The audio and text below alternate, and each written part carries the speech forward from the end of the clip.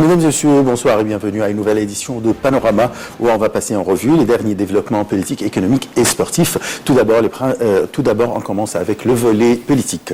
Le président Abdel Fattah al-Sisi a affirmé aujourd'hui que l'Égypte n'a pas renoncé d'un grain de sable de ses territoires lors d'une rencontre avec un nombre de personnalités qui représentent des différentes parties de la société égyptienne.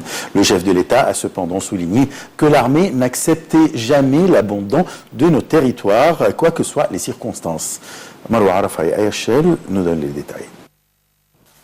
Le président Abdel Fattah al-Sisi a affirmé que le Caire ne renonçait pas à ses territoires, mais plutôt il a remis au royaume saoudien les deux îlots inhabités de Tiram et de Saint-Nafir pour restaurer à l'Arabie ses droits.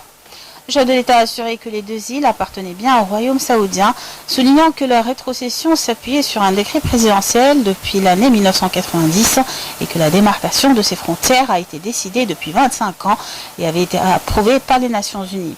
Ceci intervient lors d'une rencontre du président Abdel Fattah al-Sisi avec des députés du Parlement, des responsables des syndicats, des responsables du gouvernement et de la société civile, ainsi que des journalistes, et au cours de laquelle le chef de l'État a affirmé que l'Égypte n'a pas renoncé d'un grain de sable de ses territoires.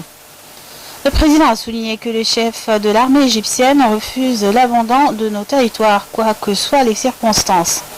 Il a aussi averti des individus qui essaient de diviser le peuple égyptien et l'unité de sa société en insistant que l'État ne va pas l'approuver. En ce qui concerne l'assassinat de l'étudiant italien Giulio Regeni, le président a évoqué le sujet en affirmant qu'il y a des complots diaboliques contre notre parti et il a martelé que des gens diaboliques sont à l'œuvre et ils vont continuer d'œuvrer contre l'Égypte. Le président al-Sisi tient des rencontres régulières avec les intellectuels et les sociologues du pays pour passer en revue les dernières évolutions sur la scène locale et au cours desquelles il a appelé les sociétés civiles à travailler pour le profit de leur pays.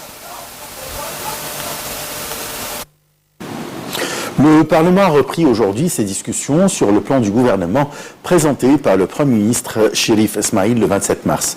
Le comité parlementaire chargé d'étudier ce programme avait recommandé d'accorder la confiance du nouveau cabinet. Ce comité a appelé le cabinet ministériel à adopter ces recommandations inscrites dans le rapport qui lui a été présenté. Le comité parlementaire a insisté à ce que le développement de l'enseignement et des services médicaux soit à la tête des priorités du gouvernement. Les discussions du plan du gouvernement ont commencé dimanche.